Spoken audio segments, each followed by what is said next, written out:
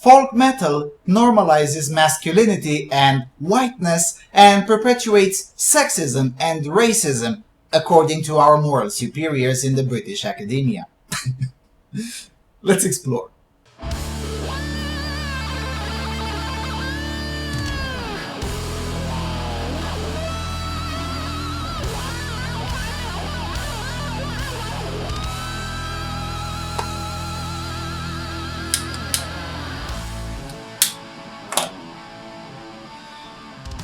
Hello everyone, and welcome to the Freedom Alternative. Every once in a while, yet another middle-class left-wing bigot from either the cathedral media or the academe goes on to attack the metal scene. Why?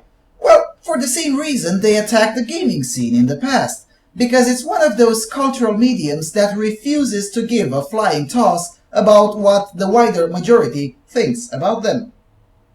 This time around, it's the Leeds Beckett University's turn to crap on metalheads and the metal scene, just like in the previous instances. The reason is because there are too many white men who like it. Racism and sexism in heavy metal highlighted in new study, they title.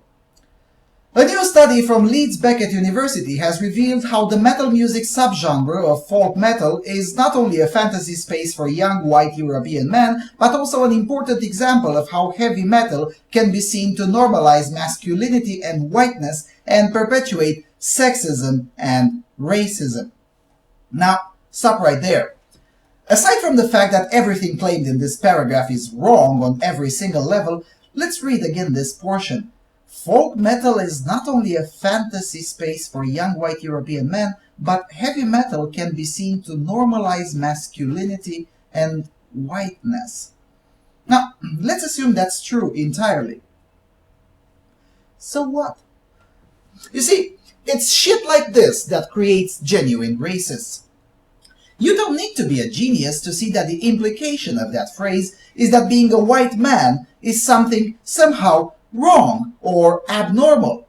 No one complains that American rap music normalizes blackness. It's always a problem with whites, particularly white men.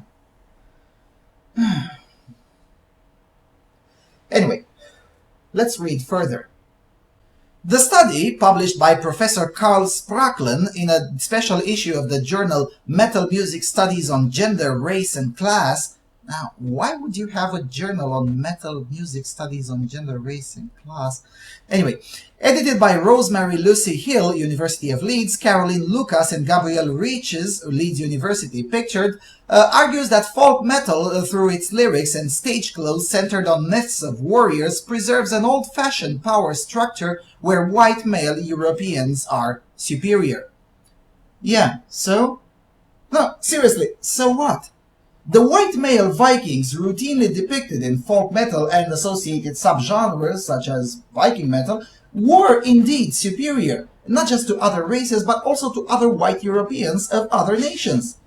White male Vikings essentially created what we now call Russians. The very word Rus is an old Swedish Viking word.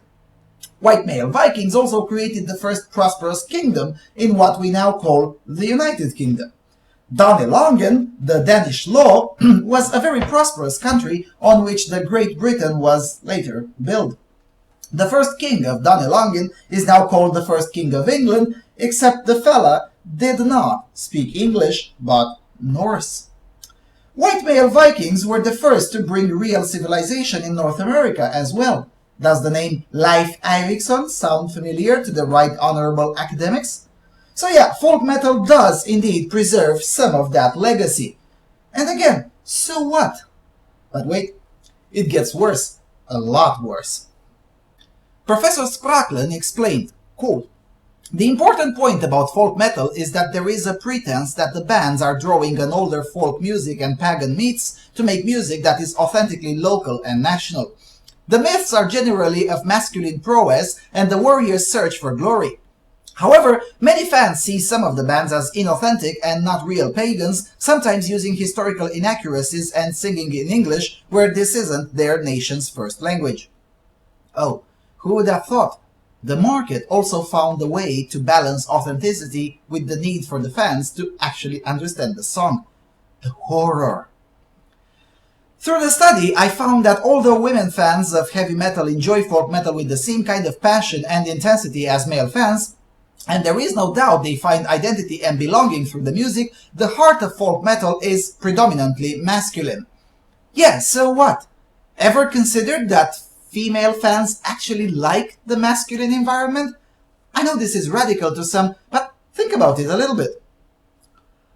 The warrior myth that folk metal is focused on is normalizing this masculine predominance in our modern-day world. Men still have enormous social, cultural, and political power.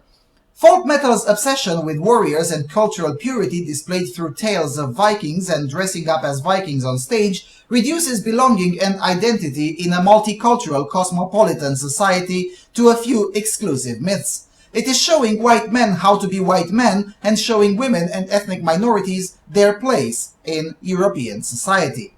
Oh fan ta da jävla brajdiame!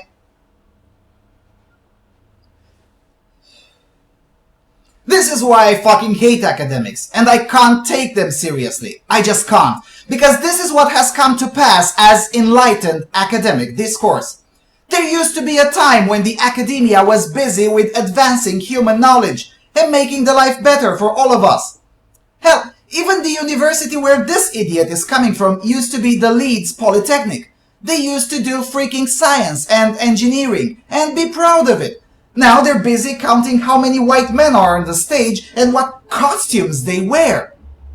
The academia's obsession with this cultural Marxist, deconstructivist nonsense is what's making the whole place not just a sick joke, but an active danger for the rest of the society. Jesus Christ. I mean, seriously. Who on earth in the folk metal scene, or the metal scene in general, thinks that the purpose of metal is to tell white men how to be white men, and also to tell non-white and non-male population its place in the European society? Seriously, who thinks like that? I've been to hundreds, if not over 1,000 metal concerts in my life, and I have yet to meet someone who thinks like that. Just 2 weeks ago I went to the concert of the Danish metal band Saturnus. Roughly 70% of the audience was white men. How many of those do you think they were like, this is interesting, so that's how I should be, just like the lyrics of Saturnus tell me? Interesting. No, nobody thinks like that. We were all there to have a freaking beer, listen to some music that we like, talk with some people we know, maybe buy a CD or a t-shirt, and then go home as we had jobs to go to the next day. That's how the scene works, you pretentious fool.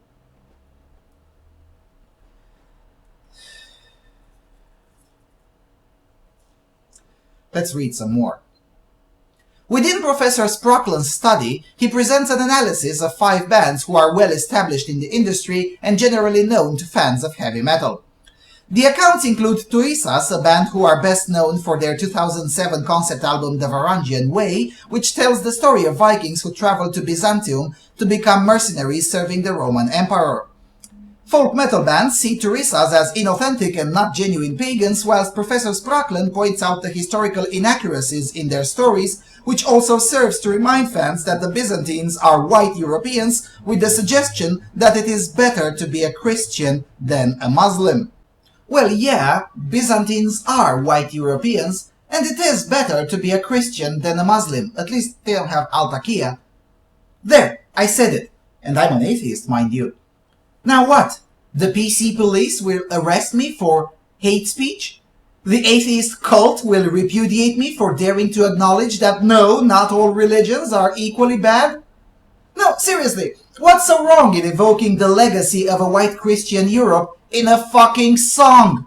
You know, it's art, it's a work of fiction, not a history treaty. By that standard, we should ban Sepultura, as it evokes the anti-white tribal legacy of pre-colonial Brazil. Oh wait, I forgot. If it's non-white, then it's okay.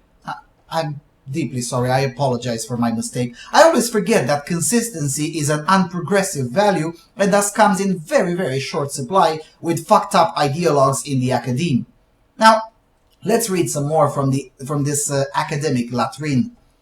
In some bands, there is an explicitly racist purpose for their adoption of Thor's hammers, Viking imagery, and heroic pagan myths. While I do not think that the folk metal bands focused on in this research are explicitly racist, they are certainly romantic conservative nationalists who sell the idea and myth of racial purity. They reduce complex ideas of roots, identity, and belonging to simple, imaged and imaginary communities defined by race and nation. Oh, I get it now. They're conservatives, and they sometimes speak about race and nation without the seal of approval from you. Now, we know that's bad. Okay, carry on. Heavy metal is seen as something unfashionable and relatively harmless in society, with folk metal representing the worst excesses of the heavy metal stereotype, the swords, fantasy, sexism, and histrionics. Sexism and histrionics. One of the bands he studied was LVT, which is of course very, very sexist. Oh, wait. And folk metal represents the worst excesses of the heavy metal, because Gorgoroth, Cannibal Corpse, Dimmu Borgir, not to mention the whole subgenre explicitly called National Socialist Black Metal, none of these exists. No. Folk metal is the worst. The fucktard from the academe has decided that, and therefore it must be true. There's no way in the world he could be, I don't know, completely wrong or ideologically motivated or something. No. He decided, therefore it's true. Professor Spracklen added, quote, "In my research, I argue that folk metal serves as a comfortable leisure space for those that have lost power in recent decades, the white European working-class men who have faced challenges to their assumed privileges for women, globalization, immigration, and postmodernity. However, at the same time, it should not be easily dismissed in this way. And I believe it remains central to the idea of heavy metal as a form of leisure that makes masculinity and whiteness the norm." Oh Christ, this is just so retarded. Now, you know what we say to such idiots here in Transylvania? We say usually something like this. "No, apoi mă du-te mă în pizda mătii de cretin." I don't think that needs translation. That's all I have to say. Thanks for watching.